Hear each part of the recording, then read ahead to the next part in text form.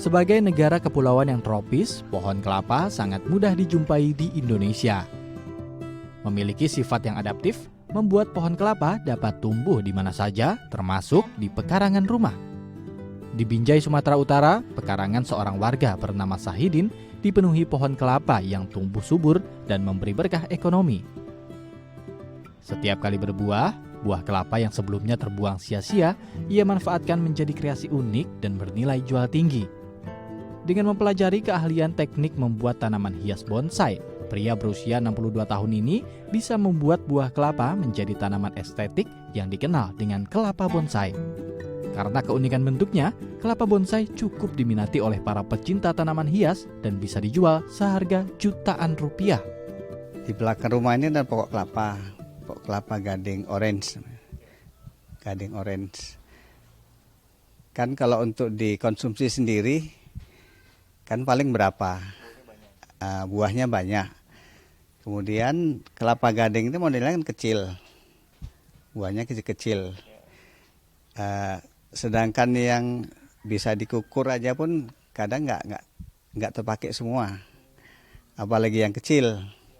Nah, itulah terinspirasi dari situ. Itulah biarkannya di tanah itu tumbuh.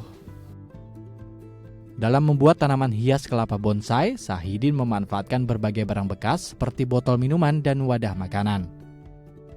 Penyemaian dilakukan selama 3 hingga 4 bulan sampai muncul tunas dan akar.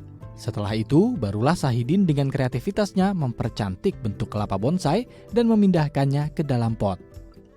Meski menjadi peluang bisnis yang menggiurkan, Sahidin tidak pernah pelit ilmu. Dirinya terbuka jika ada orang yang ingin belajar budidaya kelapa bonsai. Seperti Syueb Rizal, warga Tanjung Pura, Kabupaten Langkat yang sedang menimba ilmu kepada Sahidin. Jika berhasil, maka budidaya bonsai kelapa ini dapat membantu perekonomian Syueb, terutama di masa sulit akibat pandemi COVID-19. Biasa kan pohon kelapa tinggi menjulang gitu. Ini dengan dimodifikasi seperti ini, keindahan pohon kelapa itu bisa kita nikmati di rumah, bahkan di pekarangan gitu kan.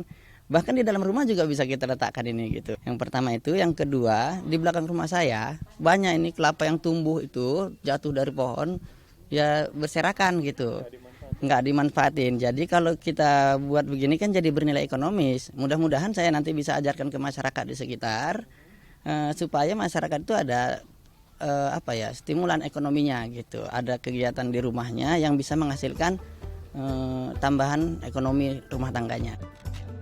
Kelapa bonsai menjadi alternatif usaha baru dari pemanfaatan komoditas kelapa. Dengan kreativitas, Sahidin dapat mengubah limbah dan meningkatkan nilai ekonomi pada tanaman kelapa. Nanda Primadana, Fandi Saputra, The ITV.